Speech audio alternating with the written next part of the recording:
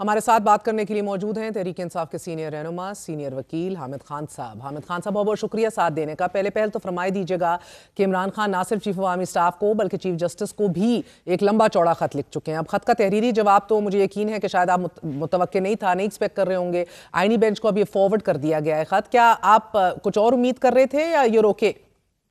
बहरहाल जो भी किया मैं समझता हूँ कि ठीक है। अब ख़त में जो चीज़ें उन्होंने कही हैं, ख़ास तौर पे जो अदलिया के हवाले से, उस पर कोई ना कोई तो रिस्पांस होनी चाहिए। मेरा तो ख्याल था कि ये ख़ुद उस पर कोई शायद एक्शन ले। जैसे कि पहले बहुत सारे मामलात में chief justice suo motu notice लेते रहे हैं चीज़ों का जो उनके नॉलेज में लाई गई हैं, और फिर सुओ मोटो एक्शन लेके उसके लिए बेंच बना के प्रॉपर हेयरिंग भी देते रहे हैं। वो अगर करते तो ज़्यादा मुनासिब होता। और हामिद खान साहब, आईएमएफ वफ्द की चीफ जस्टिस से मुलाकात, फिर चीफ जस्टिस की आईएमएफ के वफ्द को ब्रीफिंग, 26वीं आईनी तरमीम के जरिए अदालती निज़ाम में इंटरफेरेंस या सियासी मुदाखलत पर सवाल उठते रहे। लेकिन आईएमएफ डायरेक्ट चीफ जस्टिस से जब ब्रीफिंग ले रहा है, चीफ जस्टिस ने आगाह किया कि ये मामूल की बात नहीं है मगर हम हट के कर रहे हैं। अब ये एक्सेप्टेबल है फिर, या फिर भी अदालती आज़ादी के साथ आपको लगता है खुद मुख्तारी का इशू है? बिल्कुल बनता है, और मैं समझता हूँ कि ये मामला यहाँ तक नहीं पहुँचना चाहिए था कि इंटरनेशनल एजेंसीज भी ये महसूस करें कि इस मुल्क का अदालती निज़ाम क्या है और आया काबिल एतमाद है कि नहीं, क्या यहाँ पर फॉरेन इन्वेस्टमेंट के लिए लोग आएंगे कि नहीं। तो ये सारे सवालात उभरे हैं। ये 26वीं तरमीम जो कि पाकिस्तान की तारीख़ का एक बहुत अलमनाक बाब है, वो इसमें अदालती निज़ाम को तहोतेक कर दिया है और आइन को जो है मसख़ किया गया है।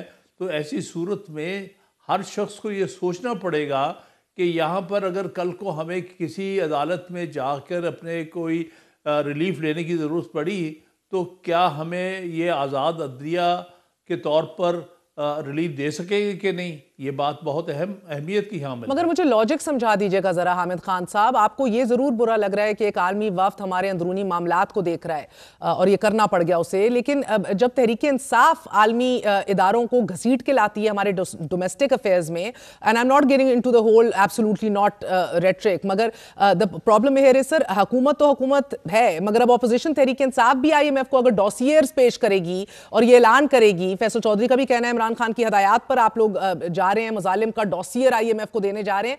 मजालिम या एट्रोसिटीज से नंबर 1 आईएमएफ का क्या कहना करना, दूसरा डॉसियर इंसानी हकूक की तंजीमों को आप दे दें जाके, मकामी सतह पर आवाज उठाएं, सब आपके साथ खड़े होते हैं। मालियाती इदारे को ऐसा डॉसियर देकर आप मुल्क की मुआशी रुकावटें क्या पैदा नहीं कर रहे? क्या मजीद ऐसी क्रिटिकल सूरत हाल के अंदर आप अपना भी पुरसा नहीं डाल रहे? देखिए, डोजियर तो इसलिए कि वो यहाँ पर आए हैं और वो इंक्वायर कर रहे हैं कि यहाँ का अदालती निज़ाम का क्या हाल है, यहाँ पर लोगों के जो हकूक़ है और अदालतों से उनका तहफ़्फ़ुज़ है कि नहीं, इन बारे में इन्फॉर्म करना, जो कि मैं समझता हूँ कोई नई चीज़ नहीं है, उनकी इन्फॉर्मेशन में होना चाहिए।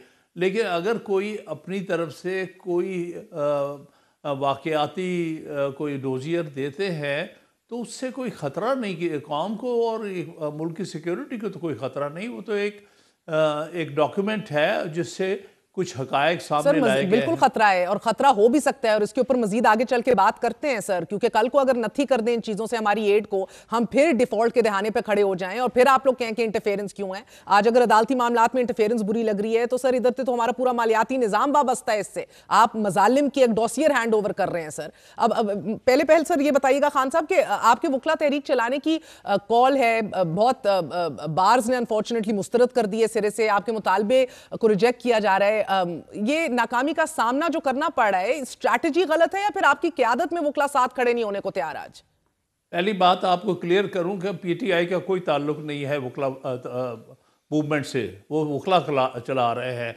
मैं बतौर वकील के उसका हिस्सा हूं, नॉट पीटीआई।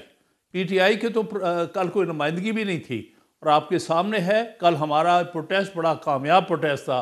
सारे मुल्क से, कराची से बसें आई, लाहौर से आई, कोयटा से लोग पहुंचे। तो ये तहरीक तो बड़ी कामयाबी से आगे बढ़ रही है और इंशाल्लाह ताला एक ना एक दिन चीज़ें तब्दील होंगी।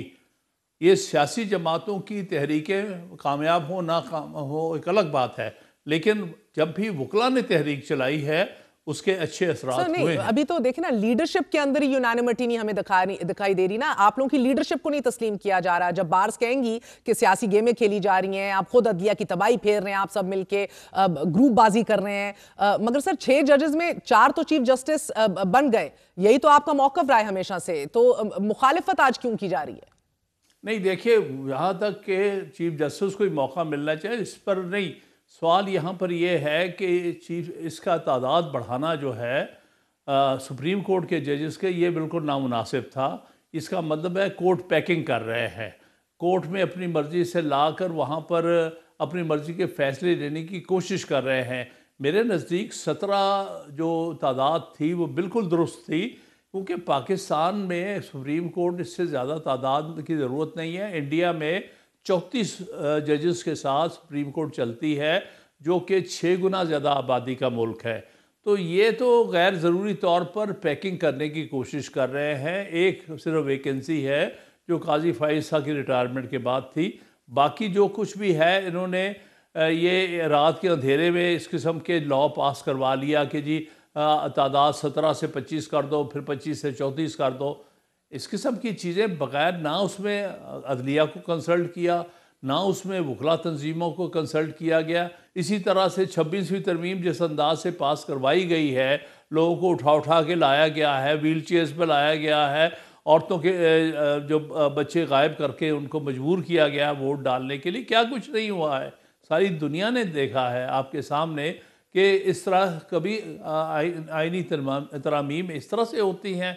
ये तो एक बहुत शर्मनाक बाब है।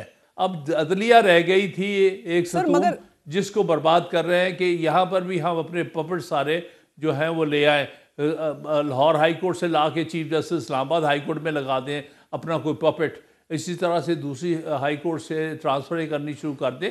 इसमें जो कुछ हो रहा है वो अदालती निज़ाम को बिल्कुल तबाह बर्बाद करने के लिए हो रहा है। सर मगर बार्स का फिर भी ये मौकफ है अपने तय, ये बहरहाल ये हकीकत है, अली जफर साहब भी हमें कहते हैं it is still very much the constitution, आइन का हिस्सा है, जो भी है जैसा भी है आइन का हिस्सा है। सो अब फुल कोड बनाने का आपका मुतालबा जो है, वो जजेस लगाए गए हैं कि जो आप मुखालिफत जिनकी कर रहे थे, अब अगर सुप्रीम कोर्ट की मौजूदा हैयत देखी जाए तो फुल कोर्ट में भी अगर आप उन 16 की बात करते हैं प्री 26th अमेंडमेंट, वो भी आपके मौकफ को शायद कोई ज्यादा पजीराई नहीं मिलेगी। अभी जो आप देख रहे हैं पोजिशनिंग, तो फुल कोर्ट बनाने का मुतालबा फिर भी इतनी शदोमत से ही है।